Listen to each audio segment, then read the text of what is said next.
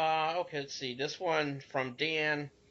It's a two-part question, and he said he's read that your beliefs is one that the universe and all of its diversity and complexity is a system that operates within a set of laws and rules, even if we don't understand that yet.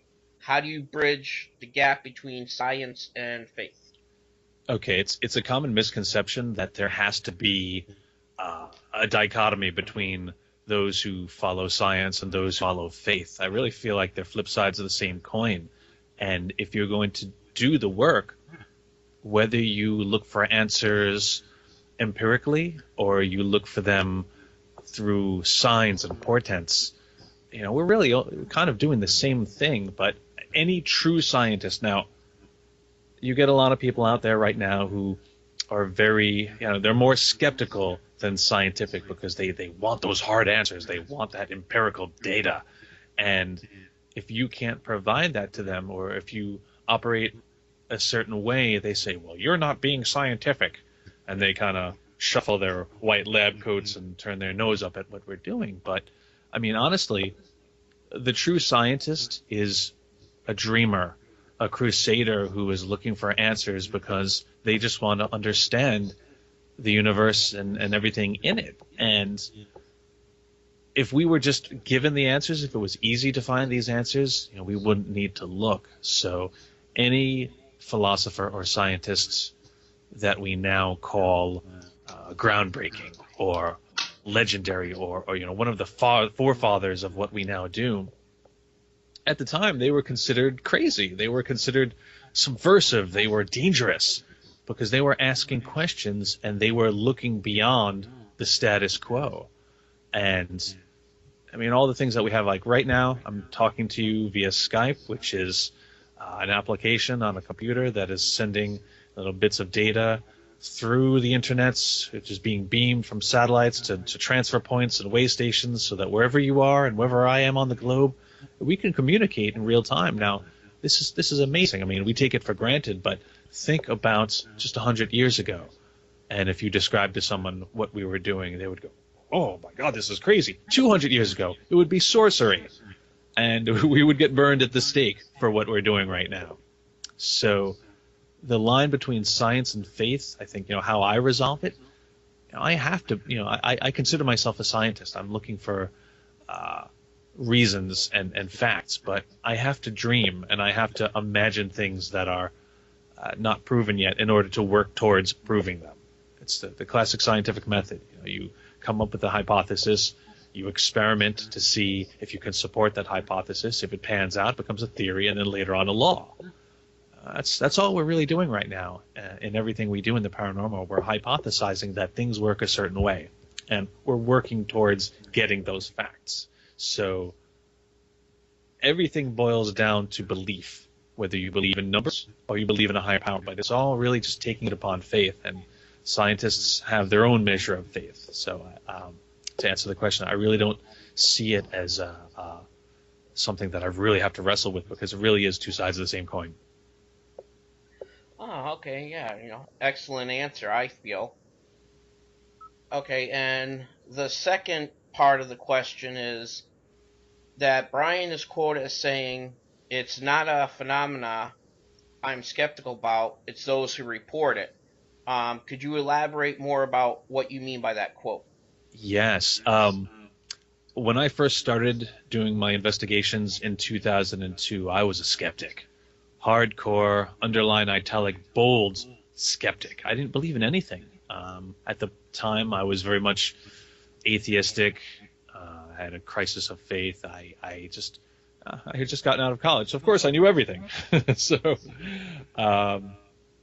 when it came to the investigations, I really put what we did through the ringer. It took a lot to sway me, but over the years in doing the work, I read, I researched, I got mentored, I went on cases. I just, in doing the work, I let go of that skeptical absolution, and I'm now in the middle. I consider myself a scientist because I'm neither looking to prove nor to disprove. However, I think it is important to maintain a skeptical edge, and what the quote was referring to, I'm no longer skeptical about the phenomenon. I know it's out there. I know it exists. I'm just skeptical of the people who report it. And to illustrate this, you can say, oh, look at this picture. There's a bunch of orbs in it. It's the Archangel Michael. Well, why do you think that? I'm not skeptical that there's a greater power out there. I'm not skeptical that there are spirits. But what you're bringing to me, or what the person is alleging, we're fallible creatures. So anytime someone is sure, oh, there was nobody there, I know it. Well, are you?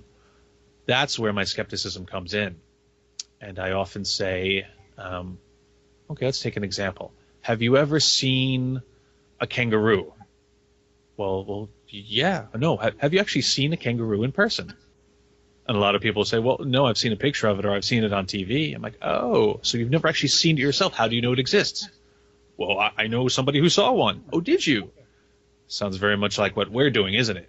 So until you see it for yourself and experience it for yourself, it's all conjecture. So I feel like there's a case to back up those people, and there's also a case to say, okay, slow down, and let's really look at what you're trying to report here. So like I said, my skepticism at this point in the game is directed solely at the people who reported. Because again, who knows what mental state they're in? Are they on medication? Are they looking for attention? Maybe they're just excitable. How many people have seen Bigfoot and yet we have no proof? Who knows? The guy might be out there, but it's the people who reported that I'm going to be looking at and examining and breaking down when reports come into me. Oh, excellent. That perfect, lead to my next question. Like you and me and, John, we've been doing this a number of years, and I've been noticing groups basically popping out of the woodwork and immediately going to, oh, it's demonic, it's evil, we know who's here. What are your thoughts why so many people are all of a sudden, jumping on the bandwagon? I thought the question you were going to ask me was, how is Elvis, and have you seen him lately? It's true. We're an excitable group. We are, I explain it like this. Okay, when you're a child, the world is filled with numerous possibilities. There are, the sky is the limit. There are no limits. Everything, you watch and you read, fairy tales and fantasy and sci-fi, it's all possible. And this is something that, as a child, you revel in. And as you get older, one by one, things start getting taken away. Santa Claus, the Easter Bunny, the Tooth Fairy, one by one, you're getting these revelations that, oh, well, that's not true. You believe in Jesus, you believe in, whatever religious figure that you hold dear and true, and yet that's supposed to stay. And many of us, when we go through our teens and in our college years, in that quest for knowledge and truth, we go through a crisis of faith. And that's exactly what happened to me. And some people don't do that exactly. Some people don't lose those articles of faith. But when we get into the paranormal, I notice that for a lot of people, it's a rediscovery of possibility. It's a rediscovery of hope. And that's very alluring. That's very exciting to think that we might get some of that back.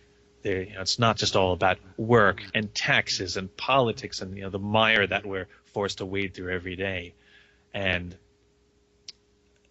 because of that, the people who get involved that jump to the conclusions of, oh, everything's demonic, I think it's role play. And not to say anything bad or negative that people are doing it maliciously or doing it for the wrong reason, but you get swept up in I guess the excitement of it all. I mean, it's ego really is what it comes down to, because who doesn't want to think that they have the power to vanquish demons, to fight evil, to make a difference in this world? And especially since we have so little control over everything in our present society, be it climate change, the world economy, everything that's happening around us, that just daily we feel powerless. And this is their way to take back that power. However, in doing so, it's dangerous, because this is not a game. This is not Star Trek where we're just putting on uniforms and pretending to go into space. No, this is something that's really out there and is dangerous. And sure, you may think you're doing it the right way, but you're probably not. And that only comes with time and experience. And more often than not, you're going to fail and fall before you can realistically say, all right, I know what to do because I've been in this situation before. And people like John Zaffis, the Johnson brothers, these are veterans in the field that I would trust to go to and say, yeah, all right, these guys know what they're talking about. But if you just started a group last month, or you're a big fan of this show or that show, and you got your black T-shirts and you've been investigating for 2 years now, I'm not going to take a demonic case to you because no matter your training, it really has to come with time. And just think of anything else. You go to college for minimum 4 years to get any degree. Yeah, it takes time. And why is that? Because it's not an overnight process. You can't watch Ghost Adventures and know everything about vanquishing dark forces. It just doesn't work that way. So I think this is a major thing I've been trying to get out there. And when I go speak and when I go on radio shows, I've been touting something that I've termed paralosophy.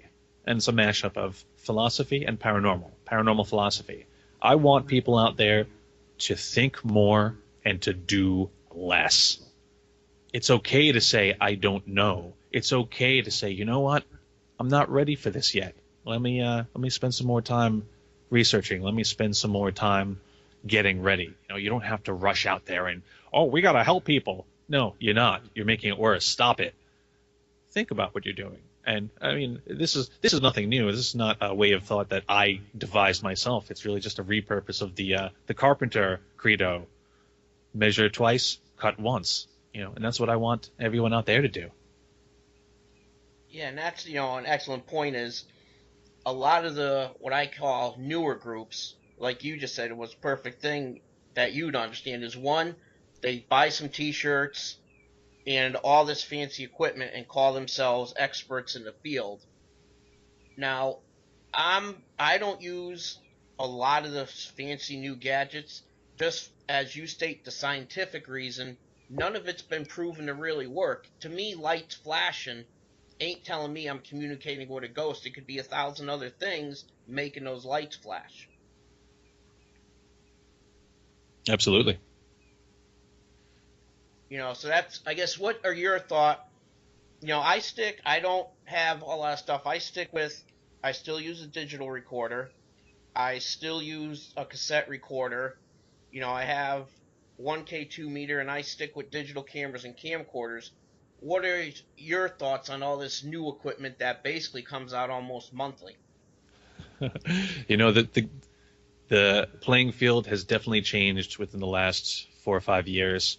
I remember talking in front of audiences saying, hey, there's really no gadgets, there's no devices that are designed to search for what we're looking for. There's no paranormal devices. They're all repurposes of electrician equipment, construction equipment, and photography equipment. When I first started, it was all repurposing. An EMF meter, it wasn't used to find spirits. It's used in very practical sense, but yet we used it to look for electromagnetic variances to see if we could corroborate the activity that is being reported. Now, that's changed in the past few years. I mean, guys like Gary Golka and Dave Chappell have led the way as far as making gadgets, and now we have a lot of other people following and making things for the specific intent of, all right, let's see if we can't find out what's going on here. Some of it is through measuring. Some of it are traps in nature. When something changes, a light will go off, an alarm will go off. Now, I'm an unhaunted collector. I was a gadget guy, I'm a tech guy. So yes, I love gear, but I will say that there is no one piece of equipment, nor 5 pieces of equipment that are the end-all, be-all of paranormal investigating. I mean, all you really need is yourself, your 5 senses, or your 6th or 7th sense, and I mean, ghostly activity has been reported for hundreds of years, pretty much thousands of years even. Pretty much as once we started as a species to have lore and history, there have been stories about those who have passed on. So the ghost story is nothing new. Just our way of trying to prove it is. And here's another thing too. I mean, I hate to sound like I'm coming down on new groups because you have to start somewhere. You have to make your mistakes. I know I've made plenty, which is why I could say, hey guys, you might be going about this the wrong way, but you can't just get your T-shirt, get your business card, buy all this gadgetry, and assume that it engenders you with the skills or the knowledge to do the work. Because again, I'll say it again, only time brings that. And I go to conventions, and nobody is attending conventions anymore. Everyone is displaying at conventions. We're all on this side of the table because everyone, has their table with their threefold card Elmer's poster board with blurry pictures of orbs and their team members, a K2 meter, a digital audio recorder on the table to say, this is what we do. And I said, well, why are you guys here? What's your product? Well, we got to get our name out there. Well, why? Why are you getting your name out there? Because we want to help people. Really? Do you just want to help yourself? It's just, again, ego. If you want to help people, back off, shut down the table, and learn more. I don't even know who you are. So, who are you? And again, I don't mean to make this sound like I'm anything important or I'm greater than you, but again, I know, I'm at a convention with a product, like I'm trying to sell something. If you're just saying, hey, I want to get my name out there because I want to come in your house and help you, well, I didn't ask for your help. They didn't ask for your help. You don't have to get your name out there. And again, I hate sounding like I'm coming down on these guys, but I really want, people just to, stop it. I want you to see what you're doing. Take a step back. That table's not going anywhere. You're not going anywhere. If you're really serious about the work, just do the work and do it well. The attention will come later, if it's warranted. And I've seen, in the past 13 years that I've been doing this, we've worked with a lot of people, and a lot of those people, I look around, I don't see them anymore because it's hard work. It's hard work, and it's often fruitless. So it's not an instantaneous thing, and then the gratification comes only with patience. And I know a lot of people get into this and get the flashy stuff because we're going to get a TV show and we're going to be the next big thing. You're not. Stop it. Yeah. Just stop it. I've been on TV. I haven't been on TV. I see how things work, and I've been saying this even before I was on the TV show. Now I'm not on the TV show. I'm still saying it. Just do the work. Or at least if you're going to do the work, be clear about your goals. If you want to help people, that's great. Hey, awesome. If you just want answers, personal answers, that's great too. If you want to get on TV, there's nothing wrong with that. But be honest about why you're doing this. Don't say, I want to help people, and then be working on your sizzle reel every weekend. Every case you're going to, we got to film and we got to get the shots and we got to put together an episode. I know this because I've done this. And I found that when I was preoccupied with the shots and the show, and in this one I'm referring to Scared, my documentary series, I missed a lot because I was busy doing a different kind of work, and that was producing a show, and not really, there was a lot that I missed. And now I'll go back and I'll look at some of the stuff that we recorded, either audio or video from those days, and there's evidence I missed. There's things that was totally avoided and missed because we're so busy with our heads in one space that we didn't have it where it should be. And I can tell you I've gotten a lot better, just say, with EVP recordings lately, because my head's in the game and not worried about, okay, how are we going to get this shot? How are we going to put this together? We got to upload it. We're going to do this in a month. It's not important. So I can say that from experience. You touched on so many things I agree with. I was going to actually ask you about, and I've noticed so many, even here in New England area, which you might follow, but they're doing these cable TV shows, and it's I'm here to educate and show people. And my thing is, no, you're not going to educate people, because if you're walking around in a supposed haunted location, explaining things, how is that educating people when they could go to that location themselves? I feel like, and it's again, I hate being so negative. Maybe I should be better because it's Friday now. So I'm in a better mood. Again, when I first started in 2002, we were making documentaries, working videos, and we were pretty much the only ones doing it, or at least the only ones in our area doing it. We started doing this before Ghost Hunters. There was no one to emulate. There was no one to copy. We were doing our thing, and it was pretty raw. And once Ghost Hunters came out, and then Ghost Adventures, and whatever show, insert show here, most of the shows, the homegrown videos that I see online are really just adaptations of those shows. So if you're a Ghost Hunters fan, your show probably looks just like Ghost Hunters. If you're a Ghost Adventures fan, your show probably follows that template. And a lot of the things that I've seen are pretty much just half an hour, 40 minutes of night vision of this guy sitting around. And hey, there's nothing wrong with that, but it's not a show per se. And again, I think people have to understand what it is they're trying to do. Like maybe they think they're doing one thing, but they're ending up doing something else. Because, all right, if you're going to make a show, it's got to be entertaining. And there's a lot of criticism about the shows on TV. They're like, oh, they didn't show this, or they didn't show that, or oh, they get it all in the first 10 minutes. It's like, well, I can only speak for myself, but on Haunted Collector, we were at a case for 3 or 4 days. You're seeing half an hour of that. Of course, it's going to be truncated. Of course, it's going to go a lot quicker than what really happened. But the show was it was damn entertaining. I lived it, and sometimes I watched it and was like, wow, that was more exciting than what I remember being there. And a lot of people will come down on the shows and say, we're going to do it right. We're going to do it the right way.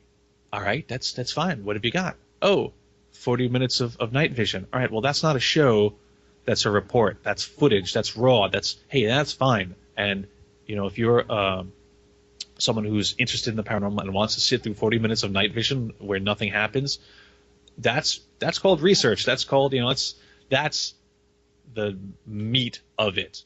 It's not glamorous, and it's not a show. So if you want to educate people, maybe come out with a video that says, okay, well, this is a millimeter. This is what it does. How do you operate it? Well, you have to do this, and it's got to go slow. You can't just wave it around. These lights over here indicate this, and really go into what it is and why you're doing it. And actually, that's what we're doing right now, because in the past we've done videos about the team, the scared crew, and it's us, and we're going to places. And then we evolved into, all right, well, it's not about us, it's about the location. And now we've kind of just taken a big step back, and the project we're working on now is called the Paranormal Compendium. And the reason for this, the manifesto of the project, is so many people get their sole education from watching the TV shows that they're going through the motions, but they're not understanding why they're doing what they're doing. So this documentary is going to be 5 parts, and it's going to go into not how to investigate, but why. Why do we use EMF detectors? It's not just because we're imitating someone on TV. There's a reason behind it, and that theory has to be challenged. We want to have everyone knowledgeable about the people who came before. Raudove, Jurgensen, Holzer. There's all these names that some of them some of them you don't. But if you're going to do the work, you have to know how we got to this point. And honestly, there really hasn't been too much evolution of process. So when I go to the next person after they've watched the compendium and I go, hey, why are you using an EMF detector? The answer won't be, well, Zach uses it. It'll be, well, because the theory is that spirits are thought to either be composed of EMF or disturb the EMF field as they pass through it. And I'm like, hey, that would be a great answer. I want a thinking person's answer, and we want to give them the tools to do that. And it's not about us. It's about the entire community. And it's taken us a long time to put it together because it's by everyone for everyone. And I hope we can make some headway on it soon, because I've been touting this line for over a year now. Yeah, and that's, to go back, like you said, some people, if you follow my posts, some people will say, oh, why are you negative? But I get more private messages that, hey, that's what I wanted to say. And I don't say I'm being negative. I'm trying, like you are, to educate people, say, hey, look, all this fancy equipment, cards, T-shirts, and I've even seen vehicles around here. They put the big magnetic sticker on their door, and Mm-hmm. I'm like, how is that sticker on the side of your door helping anybody but yourself? Well, I'm glad you said that because actually a friend of mine just came to the same realization. They did the same thing. They bought an ambulance. They slapped a decal on the side. They modded it up. It looked really cool. And they would drive around and they would go to events and here's the ambulance and they would go to cases and here's the ambulance. And I kind of thought, that's a bit much. I never said anything, but the other day he comes to me and he goes, I kind of feel like, the vehicle is cool, but it's the wrong message. If we're going to go to a house and we're going to try to help a family, the last thing they need is a big billboard in front of their house saying, "Hey, everybody, look, there's a ghost team here."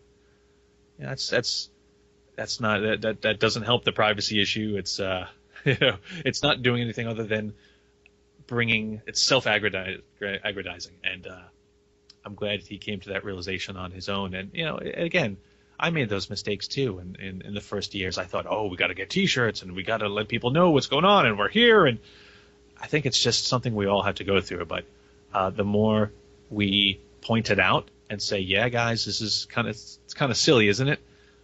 Maybe they'll get through those growing pains quicker. And I never say anything to discourage anyone to say, hey, don't do this. But there's shortcuts to get to where you need to be.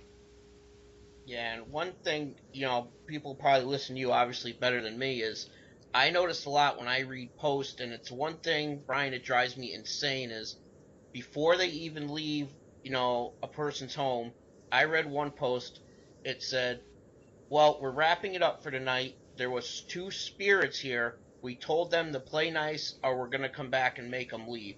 Oh, no. I must have hit my head on a wall like 100 times, and I'm like, one, why would you tell the client anything without reviewing it? But two, again, how do you know what or who's there? Well, it's tough because, and again, I feel that it's that naivete and the excitement of people that's rushing in to do it. And they're like, hey, look, we're just like that show. We're doing it. We're living the dream. It's unfortunate because this is one of the few, I don't want to say vocations, but and hobby is almost too offensive, but this is one of the few things that people do that they could just watch a TV show and do it. I can't watch House MD and then go operate on someone the next day. I can't. And if I did, let the buyer beware, and that's what they get for letting me into their house with a knife. You watch the shows, you think, yeah, I agree with that, or I have my own ideas. You get the shirt, you get the business cards. I want to help people. Person lets you into their house because they're honestly scared or confused or they need more information, and they assume that because you've got that T-shirt that has the clever acronym of your team's name, that you have that information. They're even worse off than we are because we don't know what's going on. We have some ideas, but those people, the people who call us in, have even less of a clue. So they're looking to us, desperately hoping, maybe you can make sense of this. Maybe you could bring my life back to normalcy. And for many, they go under the guise of we're going to help or we're doing this, but really they're just playing at it. And just like, again, if I went into an operating room, I'd be playing at doctor and someone's going to get hurt. And it's not a good thing. I mean, I really come down kind of harshly on that aspect of things. And that's why I want people just to take a step back. Yeah. Think more, do less. Think about what you're doing. Because, again, after you're all gung-ho and you pack up and you've either provoked or antagonized whatever is there, whatever you thought you did, some people, they say, oh, we're into spirit rescue. Are ya? Who knows? Like, yeah, you do whatever you do. When you go home, that family has to live with the consequences of what you thought you did there. Maybe you helped, maybe you didn't. We're still really in our infancy here with this. So I contradict myself all the time because I can't say for sure one way or another, and I say beware of people who do. Absolutions are dangerous, but I mean, together as a community, I think we're all figuring it out, and I think it's. I'm not a believer in power unity per se, because I think it's an ideal and a dream that is impractical. But I think respect is on the docket. Hey, I don't have to agree with you, but I can at least respect you. Or hey, if I think that you're doing something blatantly wrong, I'm going to tell you, hey, maybe there's a better way you can do this. You should think about what you're doing. Not you're wrong, you're stupid. It's there's a certain way of doing things, and I would like to see everyone getting on board. Yeah, I totally agree. And again, some people say, "Oh no," and I don't think the pair unity will ever be, a thing that's coming. I think it's more of a daydream, just for the simple fact, as we stated earlier, so many new people. It's like, well, I did more investigations than you. I got fancy. I got more equipment than you. And it's sadly, I mean, even 10 years ago, it wasn't like that. I could say, hey, Brian, I got a case. I want your opinion now. Forget it. Nobody's going to call anybody else. It's weird because I on one hand I see that, and on the other hand, like I don't. I do get a lot of requests for help and a lot of people asking me questions and sending me evidence, and that's probably because I was on a TV show, so they think, oh, I must know more than everyone else, which is not true. I found that there is collaboration on cases, except when it comes to those people working on their TV shows and their sizzle reels, because everybody's got a Kickstarter campaign, everybody's trying to do their own documentary, and hey, that's awesome. That's how I came up. That's how I started doing documentary, so I would never discourage anyone from doing it. But because now everyone is doing it, well, I can't help you with yours because I'm busy working on mine. That's the attitude out there, and it's becoming Hollywood. Who's working on what project? You go on Facebook, and every day someone is on there going, some great news coming, but I can't tell you yet. It's like, well, then shut up. you shouldn't have posted anything. And believe me, I know you're excited, but that producer doesn't care about you. They're talking to 5 other groups outside of yours. You're not getting a show. Stop it.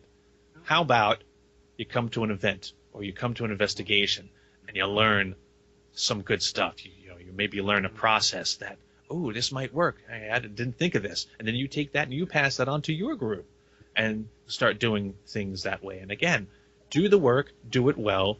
Fame may come, it may not, but you know what? At least at the end of the day, you could say, I did something, and it's connected to the bigger picture. The why are we here?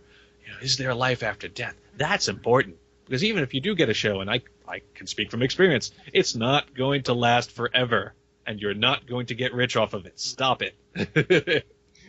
Yeah, I think that's the thing. Some people feel, oh, when you're on the show, you make all this money and you know better than anybody listening. That's not true. There's probably 3 people out there who can say that. The rest of us, no. I feel like as I get older, and I'm in this, John would laugh at me because he gets crotchety sometimes, and like when sometimes I'll have to call him and vent, and I sound like Lewis Black, and I'm like, I can't believe all this is happening. I don't know. I get irate, and he smiles and laughs. He goes, you're sounding like the Ziggity now. you see why I am the way I am. And I get it. I get it now. Okay, yeah, quick before I let you go, is one thing, my personal thing is, when I hear, I think paranormal, to me it includes ghosts, UFOs, cryptozoology, Bigfoot, everything. What are your thoughts and opinions, on that? I agree with that completely. The paranormal is a blanket term that is not exclusive to ghosts and spirits. It really does. I mean, anything that's pretty much, the paranormal, X-Files. Everything, that big blanket, aliens, Bigfoot, Loch Ness Monster, anything that is mysterious or not the norm. We don't understand it, so it's in that paranormal vein. Telekinesis, psychic powers, all these things that are being looked into that are sometimes given sidelong glances by the scientific establishment. That's all paranormal, and we're all just, the spirits and the ghosts, we're almost specialists in that area of the paranormal, because it really is an all-encompassing term. And I got to say, like I said, I felt like I've been very negative over this case, and I didn't mean to be, but I think it's important that, Chris, like you're doing things like this to get information out there. This is important. and I don't want people to stop. My credo has always been never stop searching, and that's what I want for people. I just want people to slow down in doing it, though, because this is not a sprint; it's a marathon. And again, I seriously doubt myself or anybody I know or anyone listening to this is going to crack the case. No one is going to reinvent the wheel here. But if we could each give a little contribution, just a little building block, a little grain of sand. If I give a grain of sand and you give a grain of sand and we all gather together and put our grains of sand together, eventually we'll have the beach.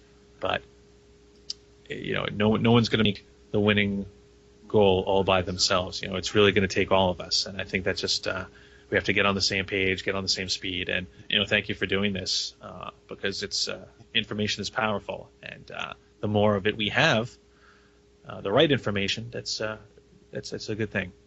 Okay. Before I go, are there any upcoming events or anything that people, if they want to go and learn and hopefully get educated from you, they could go to? At the end of May, May 29th in Ocala, Florida, I'm going to be back at the Seven Sisters Inn doing a little event actually that was called The Method.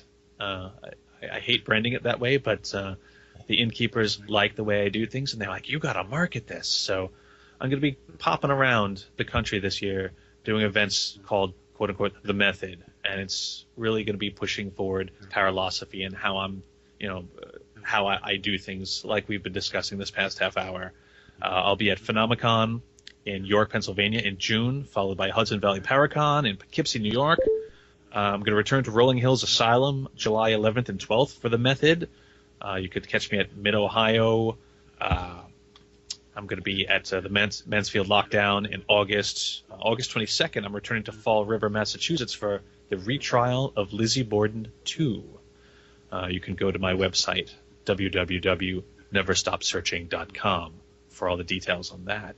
And I'm always moving, I'm always working, so I'm going to pop up somewhere near you, hopefully. And if I do, I hope you guys come out and see me. Yeah, great. That's what I was going to ask you. I know there's a Paracon up in Rhode Island. I think it's next month or whatever. So I wasn't sure if you were going to be at that or not. I'll be at Mid-Ohio, but John Zappis will be at Ocean State Paracon, and actually a lot of cool cats are going to be out there. So if you're in Rhode Island, check that out. If you're in Ohio, come see me. Okay, great. Yeah, and hopefully, the one in Fall River, I'll definitely come up and, get to meet you, and, we'll talk more, and hopefully everybody gets to learn something from this. Excellent, excellent. All right, well, thank you very much, Brian. I definitely appreciate your time. My pleasure. All right, thank you again. Bye-bye. All right, thanks, Chris. Bye.